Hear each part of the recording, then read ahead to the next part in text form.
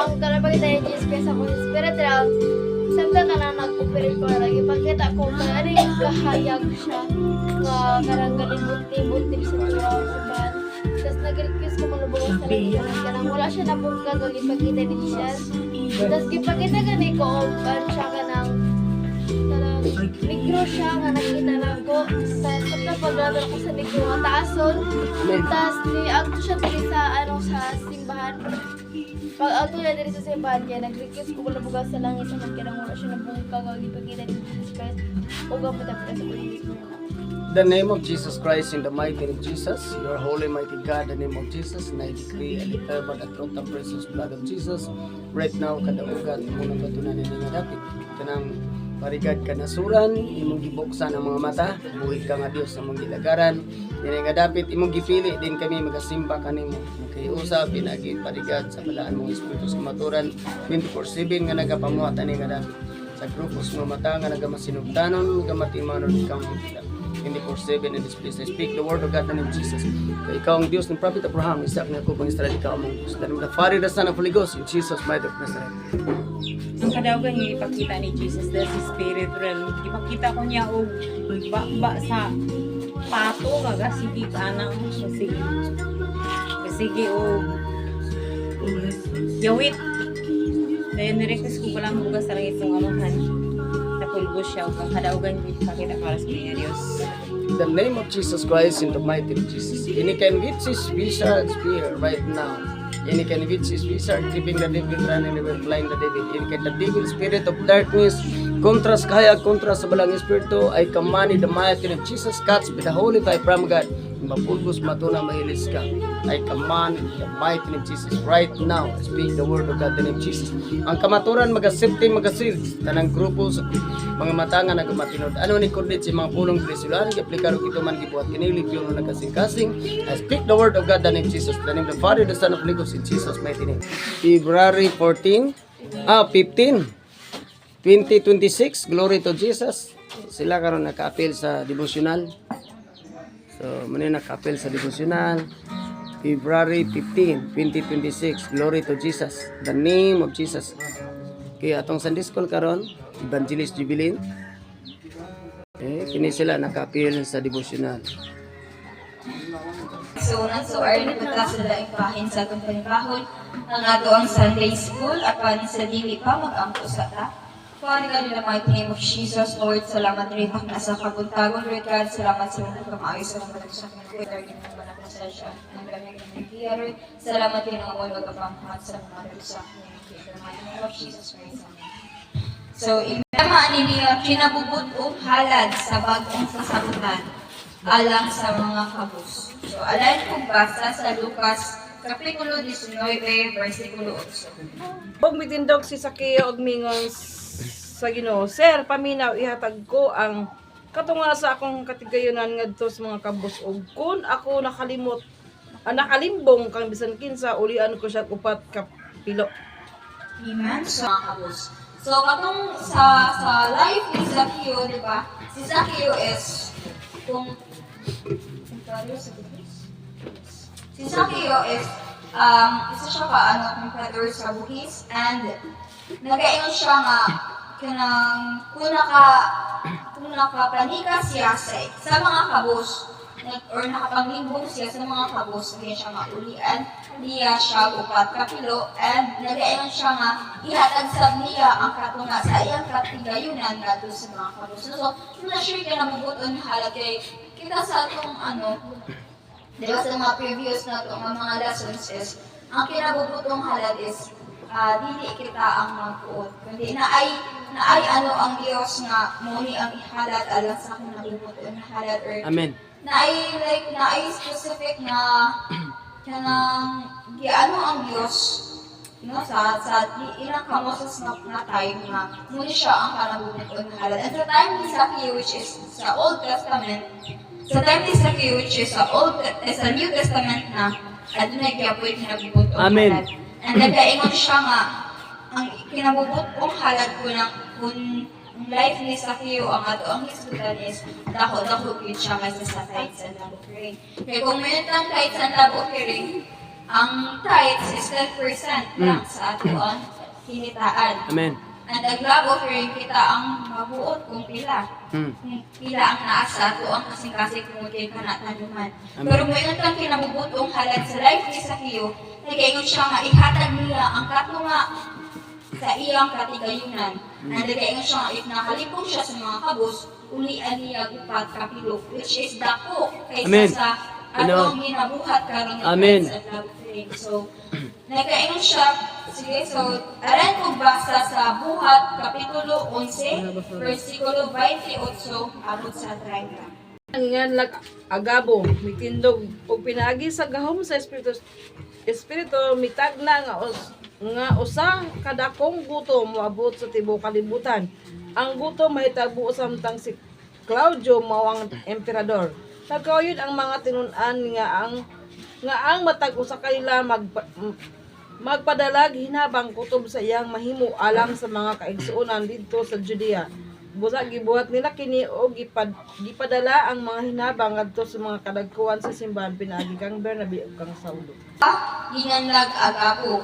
Just ingon siya nga, mitindog og pinaagi sa gahom sa malang espiritu na nagna nga adunay dakong gutom nga moabot sa tibuok kalibutan.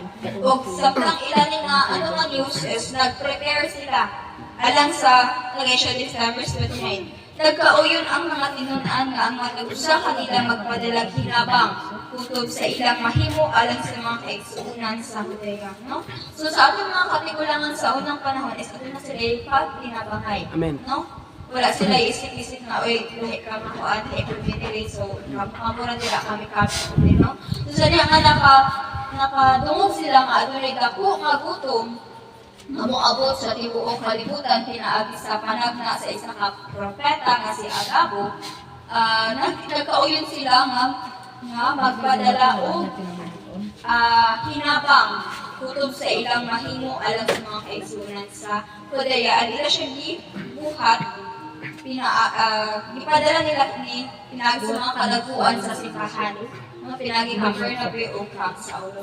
Makita na to sa panahon, doon na sila pagtinabangay. Amen. Doon na sila pagtinabangay, o doon na sila nagaling pagka-sensitive Holy Spirit. Amen. Nga kung sa ang igiyan Holy Spirit, na like sa ani, nga padayagan sila nga adunay maabot na akong gutom. So, kanang galing attentive sila nga, or Kubuhat na yun. active sila nga nibuhat og action, no? Para magpadala og hinabang ato sa mga ano nga masalantaan ni nga dakong gutom. Amen. So, ano siya kanang mag-serve niya siya as example sa ato sa karon nga dili mag-set og boundary and tabangan po ni kinsa ang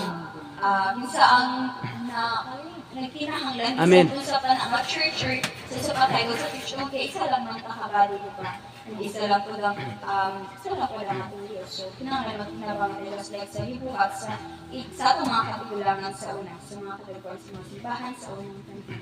So alayin mo basa sa Roma Kapitulo 15 versikulo 25. Alang sa katawhan sa Dios didto hantod sa asadaw Kaya siya. kay gikalipay sa mga simbahan sa Macedonia ug sa Grecia ang paghatag og hinabang sa mga magtotoo nga kabus dito sa Jerusalem. Ilagay kining gusto gani katungdanan gayud nila ang pagtabang sa mga tao kay gipaambit man sa mga Hudiyo sa ilang mga espirituhan ng panalangin ang mga dili Hudiyo. Busa ang mga dili Hudiyo angay nga mopaambit sa ilang mga yutanong panalangin ngadto sa mga Hudiyo. Amen. At sa mga simbahan na doon yung mga kabusgan. At sa Macedonia siya ang paghatag sa hinabang sa mga magtotoo nga kabus dito sa Jerusalem. Ilagay yung pinigusto gani katungdanan kayo nila ang pagtabang sa mga tao kinipaambit man sa mga Hudeo. Ang ilang mga espirituhan ng panalangin sa mga dili-Hudeo kusa ang mga dili-Hudeo ang ngayon paambit sa ilang mga yutanong panalangin alang sa mga Hudeo. So, again, no? So, ang Diyos nagatudlo nga ngayon sa pagkinabangay sa mga churches. Amen. No, so, kung adunay church nga kinahanglan or adunay church nga kinahanglan tabangon, ang Diyos nga tabangan. Amen. No, sa just like sa gibuhat nila sa mga dili Hudeo, ilang gitabangan ang mga Hudeo when it comes sa kanang mga resources or sa kanang mga yutan-on ng mga panalangin. Amen. Tungod kay actually, di ba, pinagi ni Jesus Christ na himutang anak sa Diyos. Amen. And kita mga hintil to, di ba? So, supposedly, nagiging ng ano na, kita may pinakabuka nga ano sa, kita may pinakaano ba, pinagi ni Jesus Christ at as long as siyang gilabot sa apo kung ginawa ng personal nga manuluwas nga tagat nila katungod ng mahimong mga anak sa Amen. Diyos. Amen. And remember nga, nag-iwan diri ang pulong sa Diyos nga, kinahanglan dito nga, magtinabangay, no? Dili ka mag-set of boundary, gani, or dili ka mag-set nga kanang lie. Nag-iwan mo yung pulong sa unang 41-24 ang alam natin itawag sa Diyos. Hulyo man siya or Gregos, Kristo ang pagkakalan sa Diyos. So, usara ang atong kaalaw. Amen. Sa mga tribo, pinulungan or lahi, usara ang atong kaalaw. Para sa Amen. Kristo, nung kinahanglan nga magtinabangay ang matag sa Amen. Kristohan para sa ikalambo sa mga ministry. Marana ko kaya ito sa Amen. Ang atong ihatag sa Ginoo padaganing dili kay kanang purifiton nga kuan dapat ato yatag sa Ginoo is special. Amen. Amen. So baka O wala mapakyas, nakita ni Jesus si Sakeo, bisag wala pa sila nagkaibanag, sukat na sukat. Wala may malilong kang Jesus. Wala. Moto nga, ipagkanaog si Sakeo sa usa ka kahoy siguro dito siya ning saka. Nagsukat ang ilang mga sugilanon. O sa mga sugilanon, nanunggong na si Sakeo. Bago pa sila nanunggong na siya. Jesus, daghan ko nalimbungan. Wala. Pero gusto ang pamahayag yun ni Pastor, gusto yun kaayo, Amen. kaya nakonsensya magyod si Sakeo nga nakalimbong bilay siya o daghang mga kwarta gikan dito sa mga kulikta niya sa buwis nga o ako manghinaot nga ang tagiya sa pangutana na apoy gamay nga kahayag nga nabukas sa iyang kasing-kasing.